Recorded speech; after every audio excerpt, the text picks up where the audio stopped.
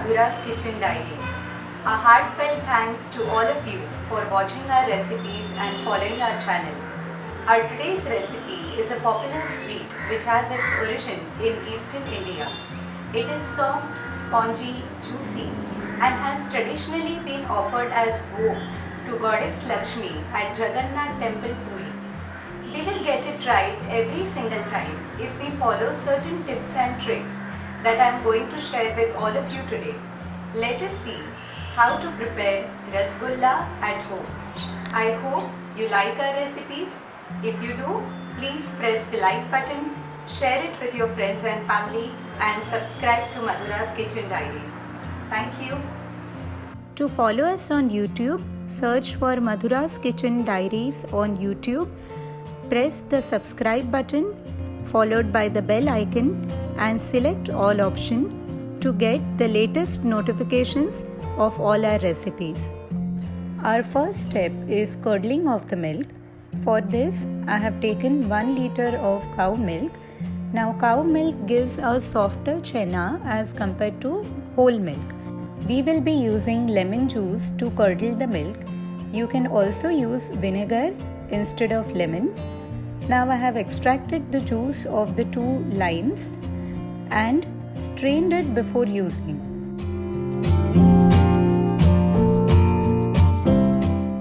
We will start by diluting the lime juice with equal quantity of water and stir it well. In case you are using vinegar, you can use 2 tablespoons of vinegar and half cup of water to dilute it. We will keep the cow milk for boiling on a medium to high flame and keep stirring it continuously. This ensures that the milk doesn't stick to the bottom of the vessel, nor does a layer of cream form on the milk while it is brought to a boil.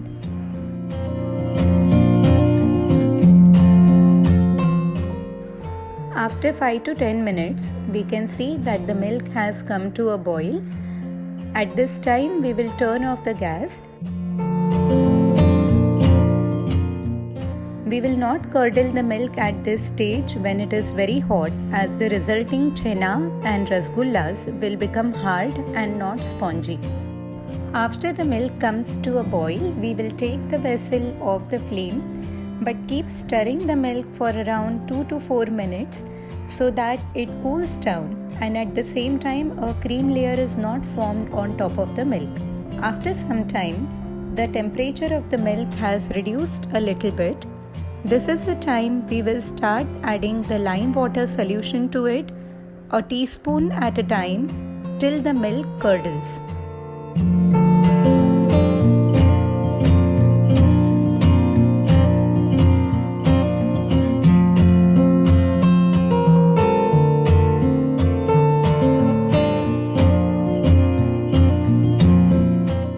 We can now see that the milk has curdled and the fat and whey portion of the milk have separated.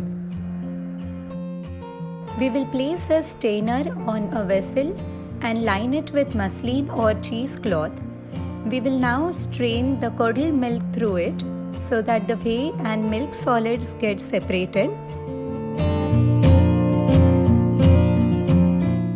We will squeeze off the excess whey.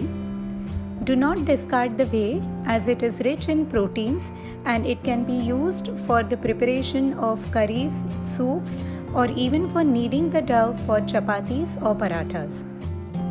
After straining the excess whey, we will wash the chena nicely with water. This ensures that the sourness of the lemon is washed away. After washing it nicely 1 or 2 times, we will squeeze off the excess water.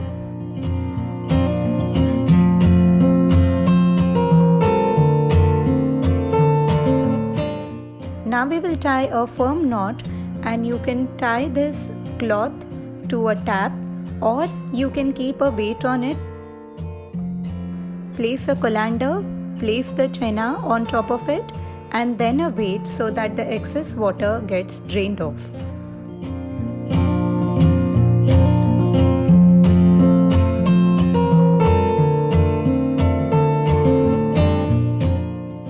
kept a wait for about an hour to ensure that the excess water drains off. The resulting chena should have enough moisture in it, but at the same time should not be sticky when you try to knead it. If the chena is sticky, the resulting rasgullas will crumble when added to the sugar syrup. Once the excess moisture is drained off, we will remove the chena from the muslin cloth. We can see that at this stage it is a bit grainy.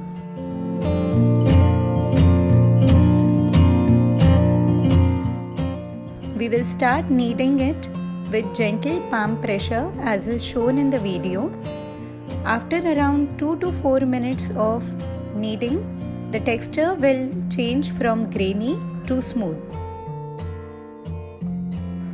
Our chena has now become smooth, and at the same time it is not sticking to our palms. At this stage, we'll add around a teaspoon of cornstarch to it. This is added so that it becomes smooth and it gives a good binding to our chena.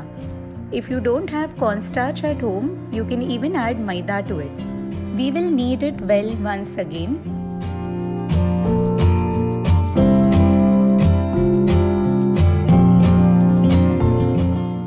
Our chena has now become smooth and soft. We'll take a small portion of it, knead it between our palms once again, and prepare a small ball out of it. The size of the balls depends on your individual preference, but the rasgullas will eventually swell in the sugar syrup. We can see that the chena ball that we have formed is smooth and it doesn't have any cracks. Let's take a look at it one more time.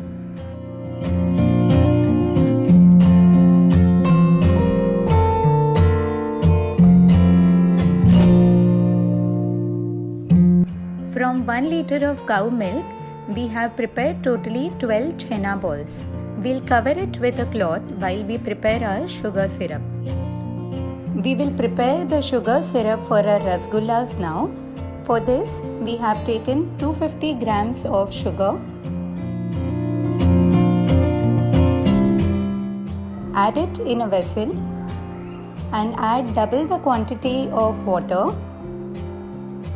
Keep stirring it continuously till the sugar gets completely dissolved in the water, and keep the gas on a medium to high flame. After the sugar dissolves completely, we'll add around 2 to 3 cardamom pods. This gives a very nice flavor to our sugar syrup and rasgullas. We'll bring it to a boil. In the boiling sugar syrup, we'll start adding our chena balls one at a time. We will allow the rasgullas to get cooked on an open flame for 5 minutes. Don't place a spoon or a spatula at this stage. After 5 minutes, we can see that they have swollen a bit. We'll now gently turn them with a spatula to allow them to get cooked on the other side. We'll cover it with a lid and cook them for another 5 minutes. After another 5 minutes of cooking, we can see that they have doubled in size. The sugar syrup would have become thick, so we will add 2 ladles of hot water to it. Adding hot water ensures that the temperature of the sugar syrup doesn't drop. Now we'll cook the rasgullas for another 5 minutes. So finally we have cooked the rasgullas for around 15 minutes. When we are at the end of 15 minutes, we will take ice cubes in a bowl and add chilled water to it. We will now transfer the rasgulla from the hot boiling sugar syrup to this cold water. This ensures that the cooking process of the rasgulla ends immediately. This way, the rasgullas retain their shape and they do not shrink later on.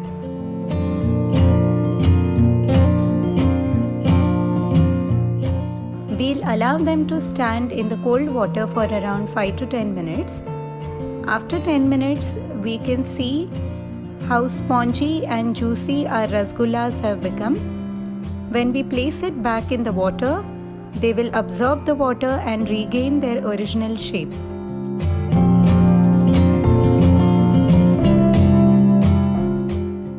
we will squeeze out the excess water of the rasgulla and transfer it in another bowl. By this time, our sugar syrup has reached room temperature. We'll add the sugar syrup to it and transfer them to a refrigerator, or you can even keep them outside. They will slowly absorb the sugar syrup and regain their original shape.